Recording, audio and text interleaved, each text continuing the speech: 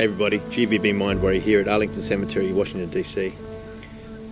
It's been an interesting time for me today as we've been here for the National Mental Health Conventions and the AAS Conventions for Suicidology, trying to keep people alive, and that's what we do as ambassadors for mental health. I'm here representing my GVB Mind Warriors, the Conquer Foundation, Kevin and Margaret Hines, Lifeline Australia and Suicide Prevention Australia.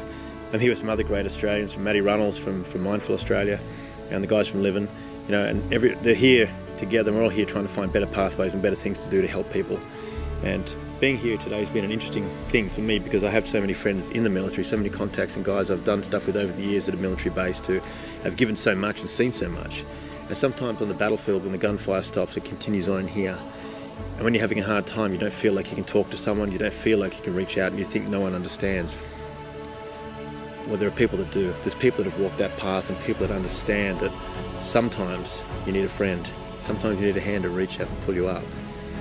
That's why we do lived experience, that's why we talk the way we talk, because we need people to know that we've walked the paths and we have experience, we know what it feels like to feel those pains.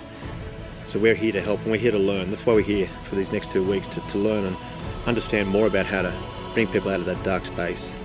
My grandfather was in the First World War for the entire 3 years on the Western Front, came home with incredible post-traumatic stress disorder and inflicted that on the entire family. So I've seen the results of that, I understand what it feels like.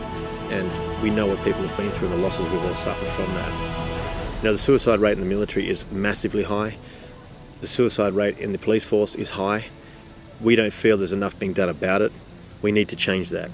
We need to be the voice of change, and we need people who are suffering to stand up and go, you know what, we have trouble, we need help. And until that changes, until it starts to happen, until people stop sweeping this stuff under the carpet and realise that they are people too, they're not just frontline military, they're not just first responders, they're not just there for us, that we need to be there for them, that's when stuff's going to change. We don't have that right now, but we're going to change that.